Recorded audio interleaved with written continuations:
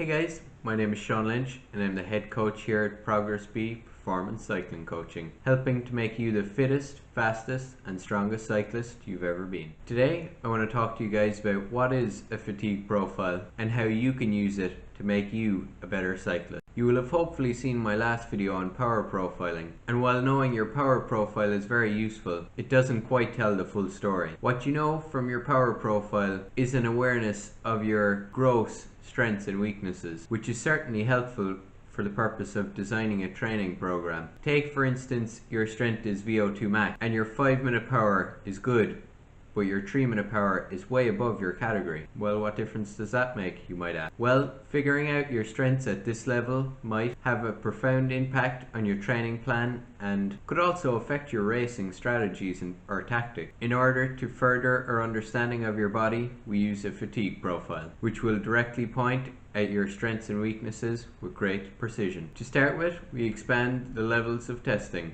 So for neuromuscular, or Zone 7, we test your best 5, 10 and 20 seconds to get a broader picture of, are you a snap sprinter or do you fare better when it's a bit more of a drawn out sprint. For Zone 6 or anaerobic capacity, we look at 30-second, 1-minute and 2-minute power so that we can understand what the rider's fatigue resistance is. For Zone 5 or VO2 max, we expand the testing range to 3, 5 and 8 minutes. Finally, at Zone 4 or lactate threshold, we take the 20-minute FTP result you got and expand it to 60 and 90 minutes. But we use normalized power rather than average to get a better understanding of the true effort a rider can maintain for that duration. As we wouldn't get a rider to do a 60 or 90-minute test, we use their highest power from a race or a hard training spin. I recommend that you test no more than 2 specific systems per day and then take 1 or 2 days easy riding between each of the tests. I'd also recommend starting out with Zone 6 and 7 so that you can do the harder, shorter, sharper and more intense efforts when you are freshest. Once you've done the 2 fatigue profile tests, I'd recommend setting up a line chart of the durations you have tested,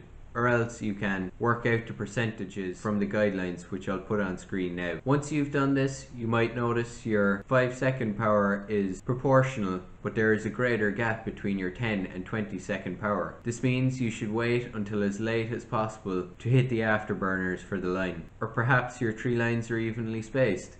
This is a classic example of average fatigue resistance. If the lines are very close together, this would suggest above average fatigue resistance. So what does all this really mean? By discovering whether you have well below average, average, or above average fatigue resistance within each duration, you can go on to determine which races or terrain might be best suited for you, as well as the specific time periods you may need to focus your training on. For example, if you have a very high wattage number for your 30 seconds but well below average fatigue resistance in anaerobic capacity, this would obviously be an advantage in races that require efforts up to 30 seconds. Understanding where you are in each category will help refine your training, which in turn enhances your racing. So that's it for me today, guys. There will be another new video up next week, so stay tuned for that. I hope you enjoyed today's video and found it useful. If you did, please leave a like and consider sharing it with somebody else who you think might find it useful. And until next time, remember,